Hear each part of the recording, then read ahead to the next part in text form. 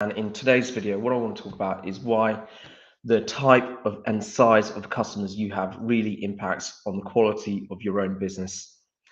So, what I often see when I'm talking to clients and prospects is that there can often be a really big disparity in the size of a customer compared to the size of the actual business that serves that customer. So, um, and I think a really good example of this is often like where supermarkets are buying loads and loads of products off manufacturers, which they put into their shelves.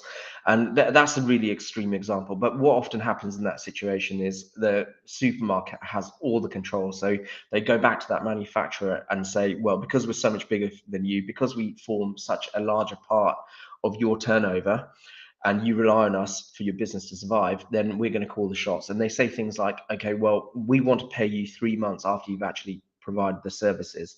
And the manufacturer has to say, okay, then we don't have a choice. Then they come back and say, hey, we want a lower price. And the manufacturer says, okay, well, we don't really have a choice. We'll just take that hit to our margins. And supermarkets and a lot of these larger retailers will also say, well, we want you to deal with any issues that are caused by your product, even if it was based on the way we sold it. We want you to pay for our marketing funds. And the manufacturer says, okay, then we don't have a choice. If you can imagine, that manufacturer probably isn't worth a huge amount if they only have that one supermarket to deal with. Because if that one supermarket then left, that business would just be worthless because they wouldn't have any income coming in.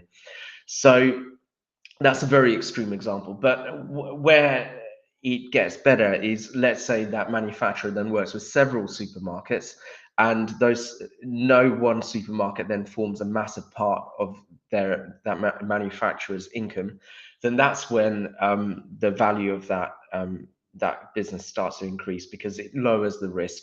So having a valuable business is all about lowering the risk. You're always lowering the risk of and your dependence on one customer. You're always lowering your dependence on one employee or one supplier. And by doing that over and over again, that's when you improve the value and the quality of a business. So what it's worth thinking about is the next time a really big customer comes along and wants to use your services, just have a think about where the balance of power in that relationship is going to lie. Because if it's heavily stacked towards them, then the chances are you might make a bit more money in the long term, but they're going to make your life an absolute nightmare. And they're going to want priority, and it's going to affect your ability to serve all your other customers. So and then the other side of this is a customer can be so small because ultimately there's a minimum amount of effort needed to and attention needed to deal with the client.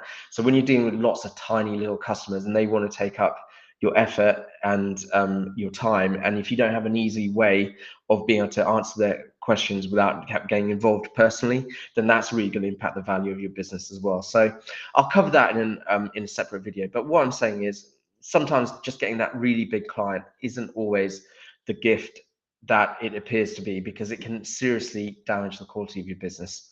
What in an ideal world, you'd have clients that are similar size to you, that have similar objectives to you, and you'd have quite a few of them where they're all a similar size to, they're all a almost similar amount of your turnover to each other. So if you found that useful, if you want a bit more advice on how you can plan uh, the increase of the value of your business, then get in touch, reply to this video, and we'll tell you about the next steps in organizing a meeting with us, and we'll help you increase that value.